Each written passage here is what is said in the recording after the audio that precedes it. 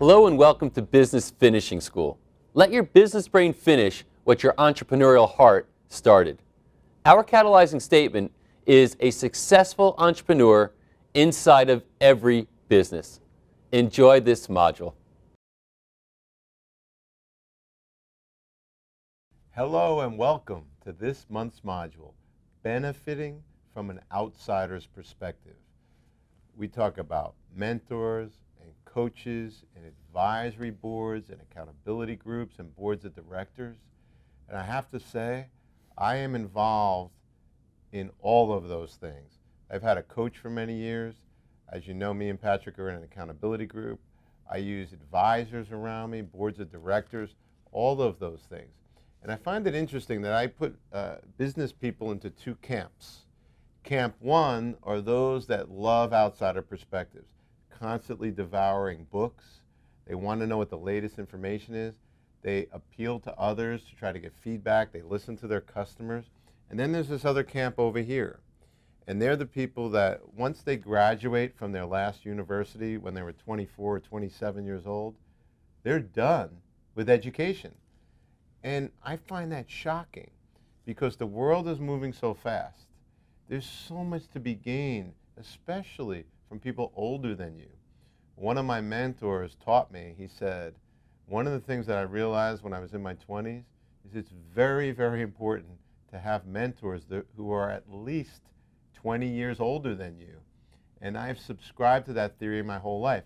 He's now 72, and he actually has a mentor who's in his mid-90s. So here's the thing.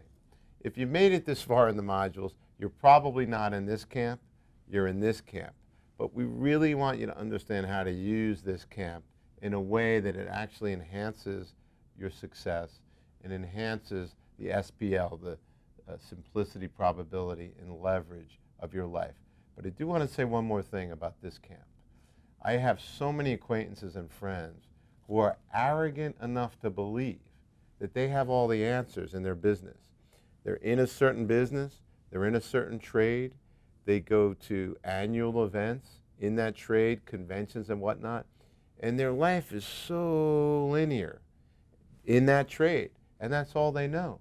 So they don't have the benefit of bringing broad perspectives into their life, into their marriage, into their business. And at times, when I talk to them about some of the concepts in Business Finishing School, they don't even realize that broad perspectives increase all areas of their life. It increases your financial life and your spiritual life and your personal life and your health and fitness and all of that. So I don't need to tell you about how to get from this camp to this camp because if you're this far in, you're already here. But we do want to teach you how to use all of those different types of outsider perspectives to enhance what you're already doing. I'm especially excited about this module because of my experience with Rick getting the outsider's perspective.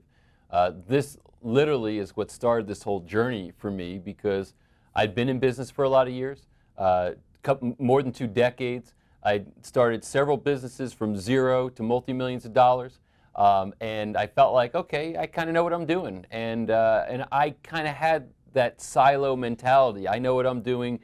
Yes, I would get outsider perspective once in a while, etc. But I felt like nobody understood my business. It was my soul. I'm driving this train, etc., etc. Nobody can come in from the outside and possibly give me a better understanding of my business than I have for myself. And it was the most asinine perspective that I could have ever have had, or any business owner could ever have had. Because when I started my accountability calls with Rick and I started listening to him speaking and I started hearing him comment about what he was seeing based on what we're talking about in these calls relative to my business, all of a sudden I recognized, man, I had massive blind spots. I think about the pain that could have been saved had I gotten this kind of perspective from somebody like Rick from the outside. It's incredible. So I'm excited to talk to you and have Rick especially talk to you this month about how to gain outsider perspective about your business and how that's a huge tool for massive leverage to help you win bigger in the game that you're trying to play. Now, another thing I'll say is that as much as Rick is our resident guru and has got a massive amount of business experience, and I don't want to fluff up his head any bigger than it needs to be. But the bottom line is, Rick also listens for outside perspective. I can't tell you how many times that because I'm on the outside talking to him about something that he's working on, that it will register, he'll accept it, and he is on a constant search for outside input. He mentioned on a previous module, Jimmy, who's the director for these modules and the videographer, et cetera, who we've hired, who's been in every one. We get done, we're on in between takes, he sits down and talks to Jimmy and said, tell me what you saw. So he's getting input from anybody that he can and using that opportunity as a practice of his, something that he does as a discipline of his. Not just trying to find the loftiest people that are out there that have run big companies and that have Harvard MBAs or what have you, but literally talking to anybody and everybody that he thinks could have a valued opinion that will help give context to what he's trying to accomplish with any of the business ventures that he has. So all I can say is that for me, this principle, this module, this concept of getting the outsider's perspective in the last 3 years of my life has opened up a world to me and changed my life in a way that has been dramatic. And quite frankly, the fact that you're in the program, have been in the program this long, and listening to us every month means that you're valuing outside perspective to a degree. But now we want to be explicit about it, and we want to talk to you about how to orchestrate this in a more deliberate way for your business and life. And I think you'll find that you're going to be really excited about the outcome when you apply this. One thing that may frustrate you, because it frustrates me personally, is trying to get somebody who's in this camp where they have the ego where they already know all the answers and they don't want an outsider's perspective, and try to move them into this camp. It is very, very hard. My roommate from college, who I've known almost 30 years, I told him about education in terms of business and books to read and things like that. He's an entrepreneur, he has a business, but he hit a wall. And I said, why don't you join finishing school and learn the modules? And he said, yeah, but what am I going to learn from that? And it was so interesting because here's a guy that started it. He never got through the first module, and he quit after 2 months. And this is somebody in his late 40s who could have benefited tremendously. So I want to make sure that you don't do the same thing I've tried to do, which is similar to banging your head against the wall. And that is to try to make someone who doesn't have a learning and growth and mentorship mentality and move them from here to here. It's very, very difficult. So let's get into some of the nitty-gritty of the various things we've talked about. Let's talk first about boards of directors. Boards of directors are strange animals. And I love the quote that said, a board of director is an 8-headed monster with no brain. And it's true. There's something incredible about a board of directors. And that is, when you put all these smart people into a room, for some reason, and I can't figure it out, but I've never once in my life seen an effective board of directors. If any of you are watching, you're probably shaking your head and going, yeah, why is that? I took that as a personal issue. Why can't I, with my business experience, make a board of directors work? And the reason is, boards of directors exist for one reason: to cover their own ass. Period. That's why they exist. I've never seen a board of directors create a marketing plan that works. I've never seen a board of directors create revenue. All board of directors do is they react to things that the company gives them to react to. Here's how to make a board of directors work. This is very tactical, but I've seen it in real life. What I do with board of directors that I'm on or that I'm consulting to is I have each member of the board of directors have a functional responsibility, whether it's marketing or sales or accounting or legal, whatever it is, and that's their role. And then you consult with them outside of board of directors meetings, and you hold them accountable to certain things. That is the only way that I have found to make a board of directors work. So let's now shift it over to advisory boards. I think that companies need advisory boards, but an advisory board is a more informal board of directors. But I never have advisory board meetings. If I ask somebody to be on my advisory board, I am using them more as a mentor and saying, listen, I I want you to be on my advisory board. Here's how much we'll pay you per year, whether it's stock or cash or whatever the agreement is. And then you meet with them by phone or in person at specified times to get data from them. You don't have large meetings. You don't have retreats with advisory boards. They're not vested enough. But what you can do is if you could build a relationship with an advisory board member such that they're vested in you personally, then you could glean data from them. But it's going to be very hard for an advisory board to be vested in your company. The other thing to go down the line a little bit more is I wholeheartedly agree in coaches. I've had a coach for many, many years going all the way back. In fact, I've had as many as 4 coaches at the same time. It's very important to me personally to get critical feedback. Patrick can tell you, I love critical feedback. I don't understand why people don't like criticism. Criticism, in my view of the world, is a form of love. If somebody's willing to take the risk to point out to you something that may be holding you back, which is very hard to do to somebody, open your mind to accept it. You know what I found almost 100% of the time? When somebody is offered criticism, the person where the criticism is landing already knows that. They already know that data anyway, so why are they getting upset about it? So what I like to do when people are being critical of me or offering me suggestions to be better is I open myself up. I start asking more questions. I want them to get as deep as possible. So that's what outsiders do. They not only tell you the critical things that you already know, but if you have the right perspective, you can dig deeper. Why else are you in this program unless you want to be better? And how can you become better unless you get the critical feedback that you need? So that's what coaches are for. Mentors are something totally different. I have a lot of mentors and always had. And when I meet with them, I say, would you mind being a mentor of mine? Sometimes it's one meeting. Sometimes it's weekly meetings. I have found that the mentor relationships tend to have a finite existence. I'm not sure why that is.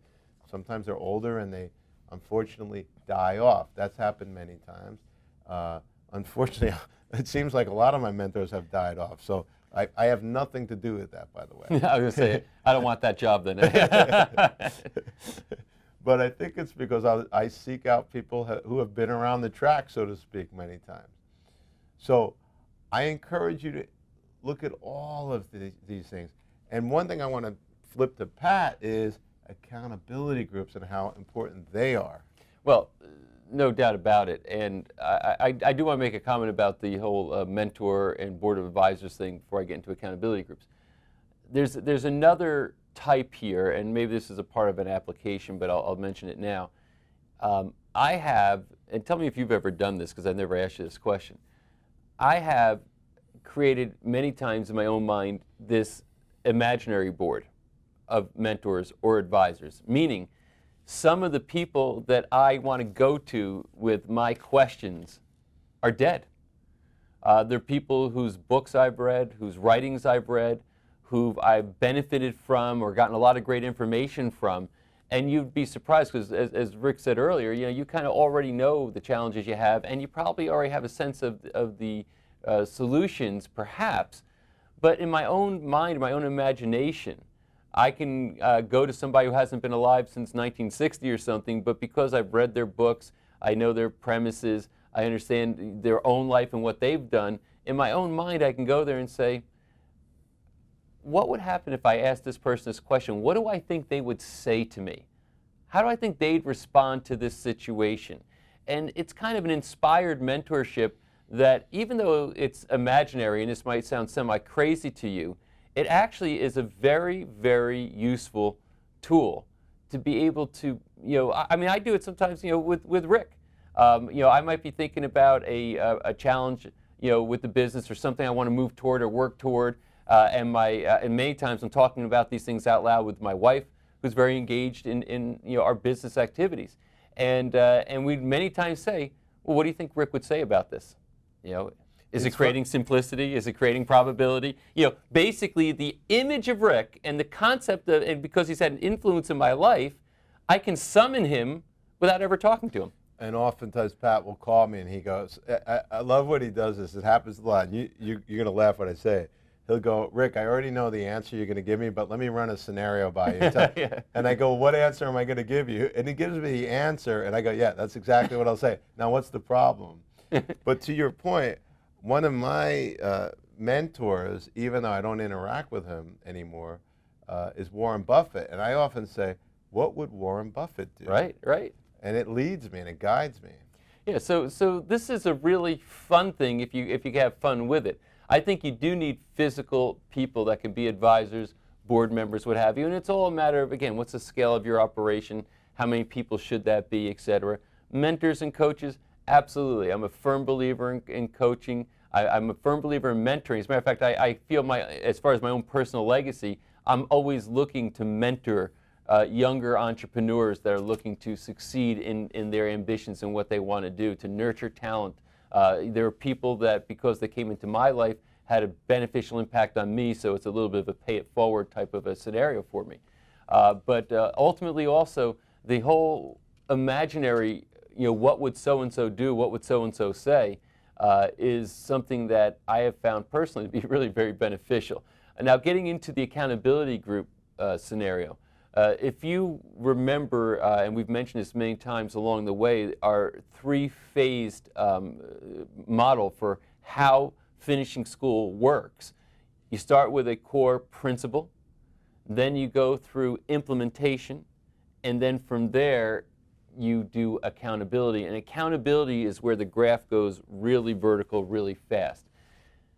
Human beings, by nature, get distracted, get overwhelmed, get pulled away, and too often when we want to grow and the forces of entropy are working against us, entropy is disorganization, disintegration, disassociation, which is the second law of thermodynamics. It's a part of our universal experience. We're trying to, as human beings, when we're in our own business, we're trying to organize and to do the opposite of what entropy does. But entropy takes over our lives very often. So what accountability is, it's a rhythmic system, a ritual, that gets you to focus on what your most important objectives are. So management by objective is a part of accountability. And then you have other people who are dedicated to holding you accountable to not only achieving the objectives that you set out, but further to have you be the best person that you can possibly be, to cause you to ascend, to cause you to strive. So if you have a self-discipline that you think, wow, my self-discipline is pretty good, it always is going to go to another level when you have accountability built in. Now, as you should know by now, we have, as a bonus module, as a part of this program, a whole video module with really robust implementation materials on accountability groups, setting them up, giving them some structure, etc. And I can tell you that in the last 3 years of my life, nothing has had the impact. No mentor, no coach, even though I use those things and I love those things and I think they're important, have not been as impactful for achievement and outcome in my life as being in an accountability group. So as we look for outside perspective to help us and influence us and to lead toward our success, and you think in terms of mentors, coaches, board of directors, board advisors, etc., I will tell you that if you don't include an accountability system from outside people as a part of the implementation process of this particular module, you're going to be missing something that could provide massive leverage to create a better future for you. Wow, thank you for all of that, Patrick. And this will wrap up this portion of this module. We're going to head now into the application section.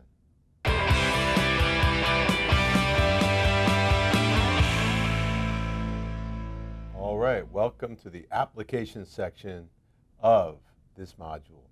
So here's where I'd like to start with this. We've talked about coaches and mentors and advisory boards, boards of directors, and all of that. Here's the bottom line. Look at the list and if you go to the implementation guide, there's a list of all the outsider perspectives, including books, and decide in the next 12 months which ones of those are you going to develop. Now, I want to lump together boards of directors and advisory boards because they kind of work the same way. And here's what I mean by that. If you decide to embark on advisory board / board of directors as one of the things that you'd like to bite off this year, and I do encourage you to do that, make sure that you decide on functional responsibilities. So, I'm going to make this up. Let's say that you're a manufacturing company. And as a manufacturing company, you probably need somebody that's really good at contracts.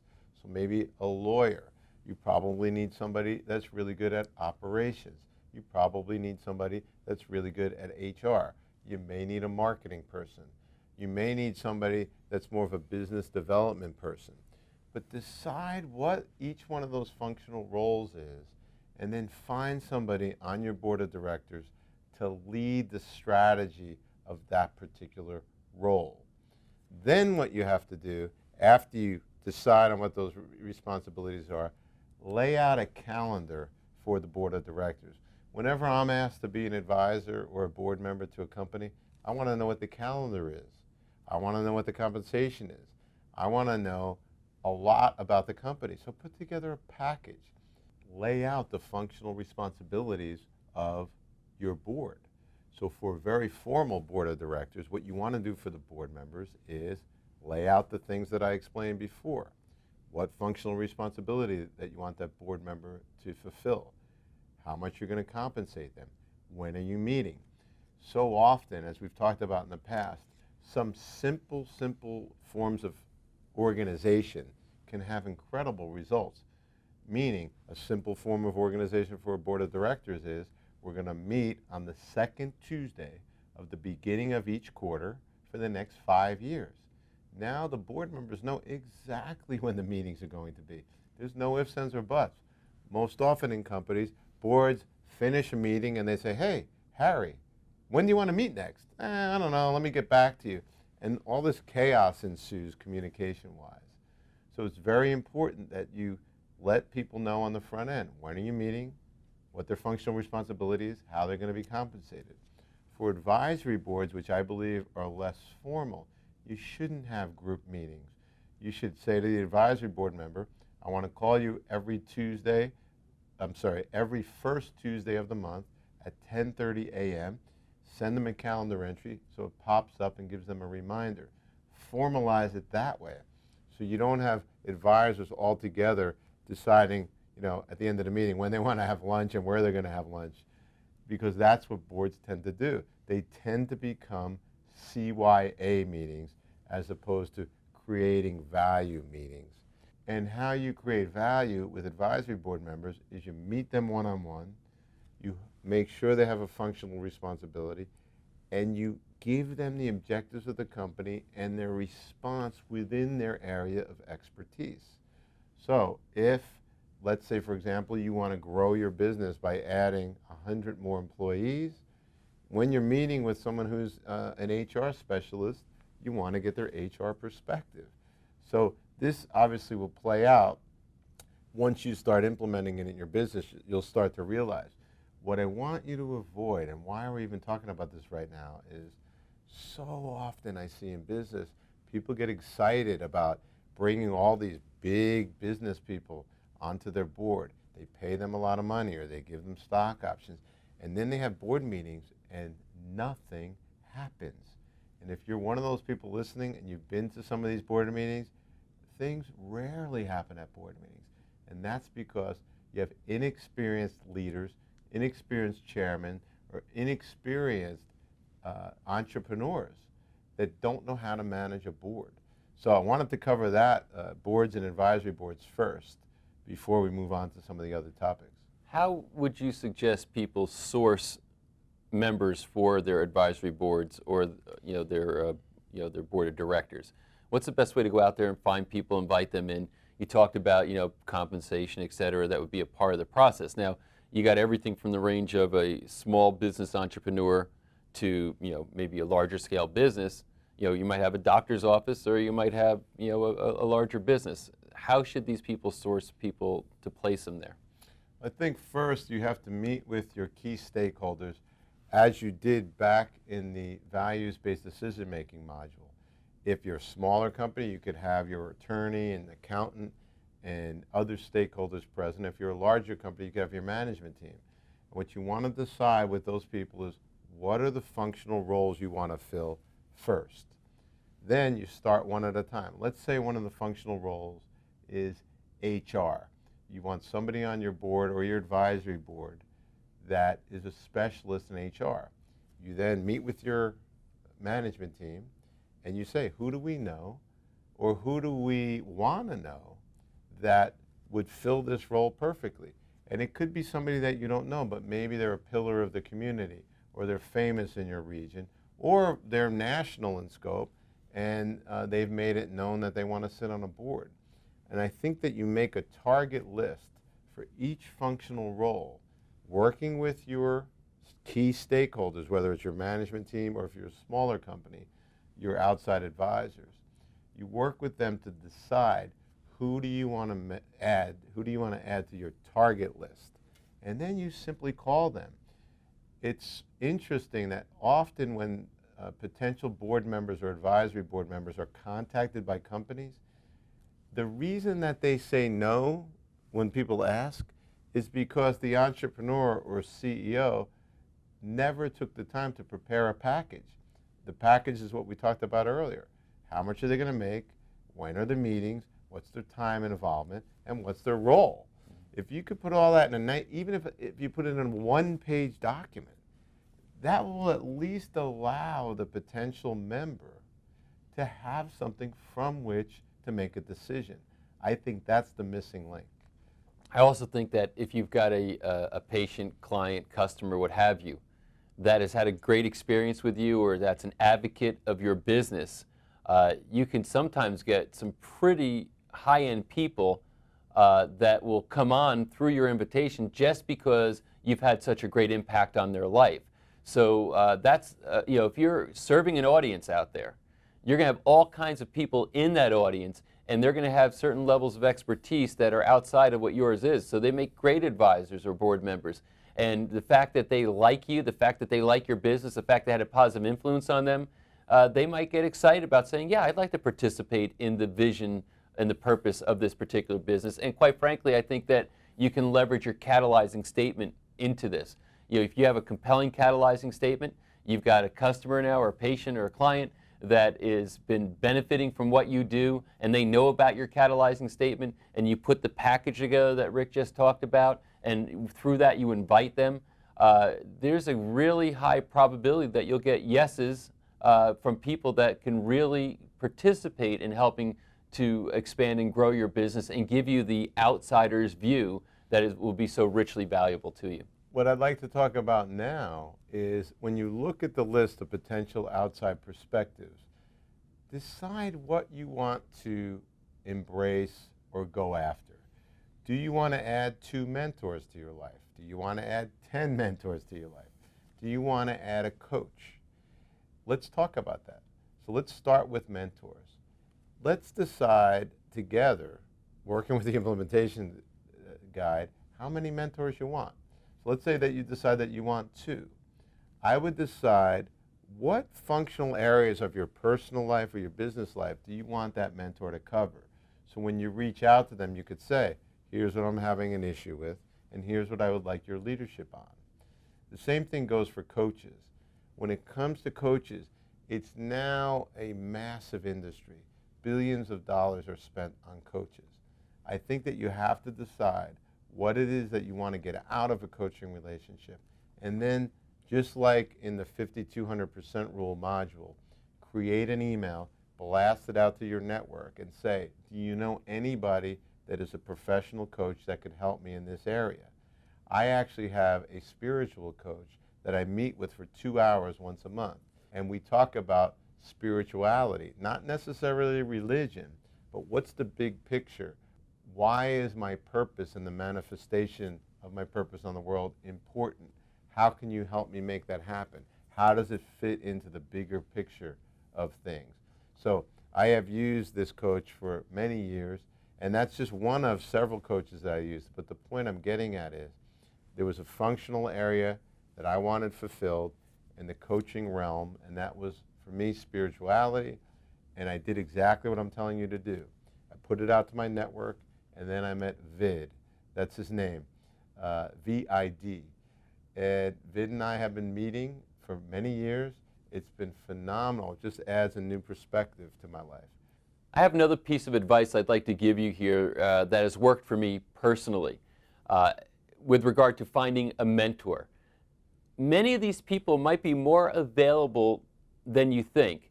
You might have an author or a lecturer or somebody that you admire that you might think, wow, this person's probably kind of untouchable, out of my reach. There's no way I can ever get them to connect with me and interact with me or have an influence on me.